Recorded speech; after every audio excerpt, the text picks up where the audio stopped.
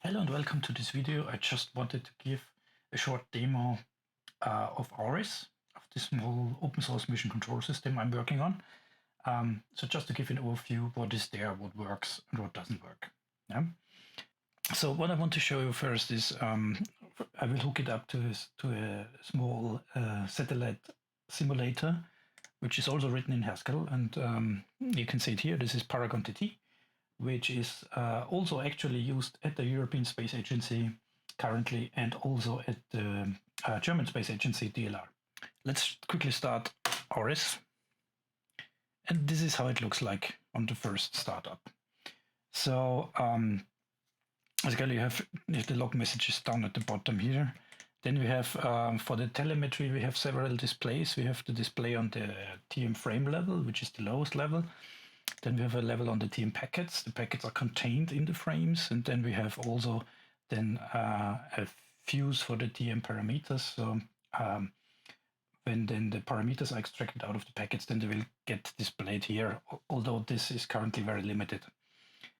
Then for the connections on startup, it tries to connect already. So currently we see here three types of connections, three protocols that are supported currently.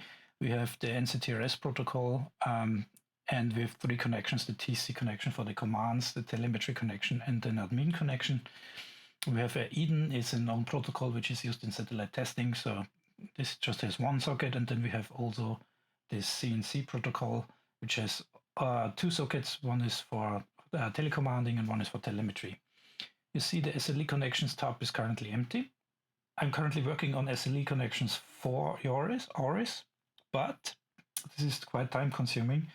And currently they are based on ESA's C++ SLE API, which you need to get from ESA themselves. So you can't use SLE if you don't have it.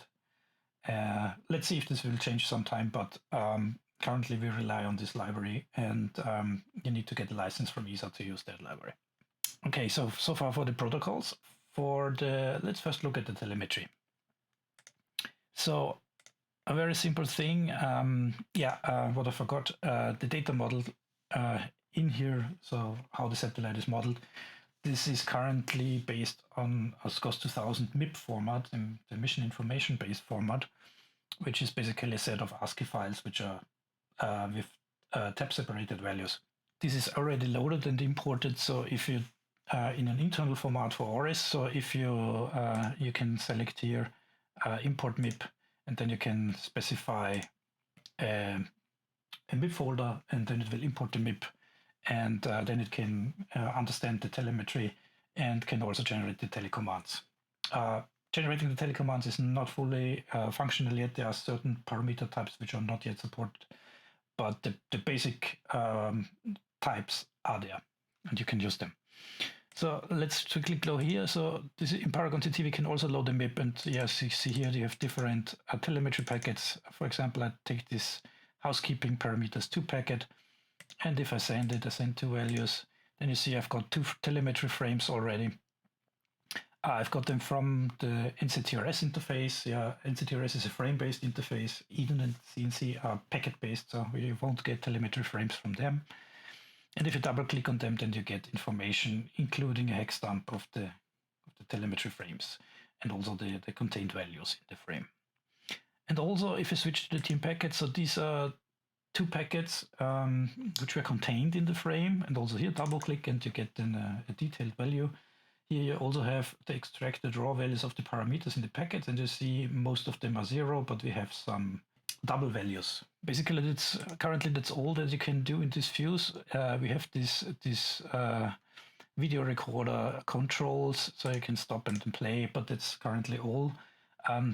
This is later then, for example, if you then go rewind, and you can jump pages backwards in the history, so this will then be loaded from the database. And with retrieve, we can retrieve an arbitrary interval from the database. This is currently not implemented. Yeah, the database used currently in the background is MongoDB, simply because I did some tests and compared also in the end Postgres and MongoDB, and for my use cases MongoDB was faster, so I got it here. Here I have a MongoDB client open. So we have this active session, which is the database it currently uses. So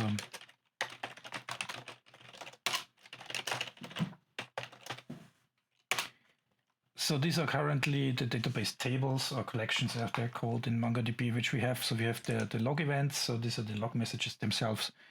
We have the TM frames. Then from the TM frames, we have extracted the post packets. These are just basically header information in the binary data part, and the TM packets are already converted into, the parameters are already extracted. So just let's have a quick look into, for example, the TM frames. Yeah, and here you see we have the frames, so they came from the NCTRS number 1 on virtual channel 0. Then you have the header information with the spacecraft ID, virtual channel, master channel frame count, and so on, and then the binary data. And for example, if we then have a look into the TM packets, yeah, there you see already this is that the packet is extracted from the frames. And we have important APIT type subtype from the path standard, timestamp, source sequence count, and we have some packets which were unknown, so I didn't find them in the MIP. And but you see also here the parameters are extracted. So if we just go up a little bit, yeah, and here we have a known packet, for example. You have here the parameter S2K TP something, and with the values. Yeah, so this is how they are stored. Currently the retriever is under development, so this is quite limited. Most of the functionality we wanted to get working first is the online view, the real-time stream. Okay, let's quickly hop to the parameters. Also here we're a little bit limited. The parameters are extracted out of the packets, and then we have only the raw values. There's also under implementation currently that we can have calibration curves from the MIP, that we can have limit checks, and so on. Also then later synthetic parameters and so on. There are a few basic parts are already there, but they're still missing quite a lot. And also for the displays, normally you have an alphanumerical display, a graphical display, and a scrolling display. And currently only the graphical display works. Yeah. So and also the properties are, this will then grow part by part. For example, let's just give it a name. And then we had these parameters here, and these two doubles is this S2K TP 501 and 502. So let's quickly search them. Yeah, so we have them here, and then we add them to display 1. So you see they are added here. And what I did in Paragon TTS setup for these two parameters, signal generator, which generates two sine waves basically. And at the telemetry simulation, we sent this packet, which has these sine wave generators, and for 100 times, then we wait for 500 milliseconds, and then we send it again 100 times. Yeah. So if we can go to start, then we see we get values, we get the graph, and we see the two sine waves. Just let it a little bit. Let data come in. You see also the frames here are coming in. You see the packets coming in. And also we currently don't have much interaction with the chart. So the chart comes in as it is, and then if there's too much data, it will just simply scroll moreover, and this is currently not configurable. This is also planned for one of the next steps, so that we have a little bit more interaction, so that also that we can zoom and then basically see the values if you go with the cursor, with the mouse pointer to value that you see them actually. Yeah, so this is coming in. We have also a second, which is maybe interesting, a statistics page, which measures the incoming frames per second, packets per second, and the bytes per second. So this is what we see here. Actually, so we have this injection phase. On the one hand, we have the packets per second, which were just about a little bit over 2, and here we have the bytes per second. And one value is the immediate value in two seconds intervals, and one is the accumulated value across the whole interval. And if we click reset, then we can reset this. So you see the curve goes down to 0, and the accumulation starts again from 0. So if then comes a burst, you can exactly record for this one burst how many packets per second, how many frames per second there were. Yeah. Then quite important is also the commanding. This is very, very rudimentary for now. So I just wanted to have a possibility to be able to quickly send commands to either satellite test equipment or to the simulator. And so this is in textual form currently. So the easiest thing is you see on the left side, you see the TCs as they are defined in the MIP. Yeah. And for example, TC11.1, this is enable onboard queue commands in the onboard queue, and you can just drag and drop them. And then you get a textual representation of the commands. You see the name, you see a description and how it is defined in the MIP. And also it will be sent to the NCTRS interface and then the list of the parameters. And the thing is, there's currently a bug in the drag and drop, and I'm searching for this and I haven't found it yet. So I've got this request 2 times. So these are 2 commands. Yeah? But anyway, so there will be then later on a GUI which is more functional and which doesn't allow you, because here you can enter every value. You can edit but the text and can enter every value you like. So you can even enter illegal values, and this would be not good. So, but if I just click send now, we have also no confirmation now. Normally you have an ARM-Go sequence and so on.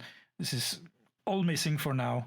But if we look here, then we have got the command, and we've also got the scheduling event, because this is an enable for the onboard queue. So this command has been successfully extracted, and all 2. So we have 2 scheduling events. For these 2 commands. Yeah.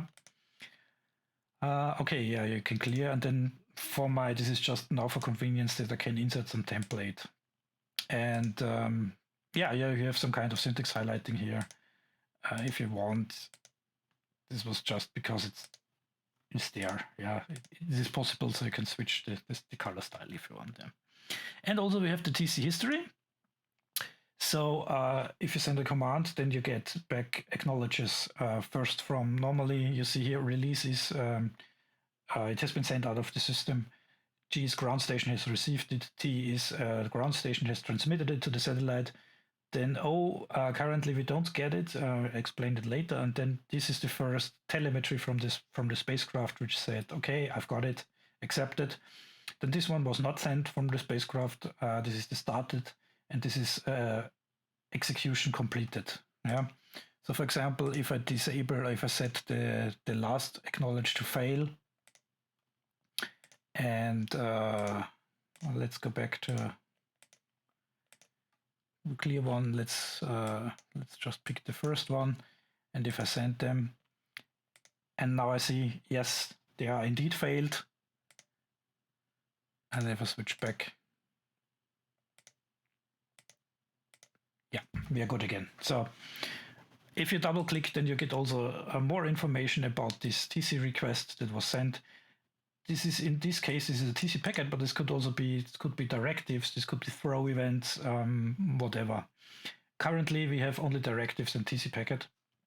And as I said, for this third column here, this is normally used in the COP1 protocol layer in the AD mode, in the so-called AD mode. And I had an implementation of the AD mode, so half of the implementation, and then I threw it away because it got too noisy and complicated.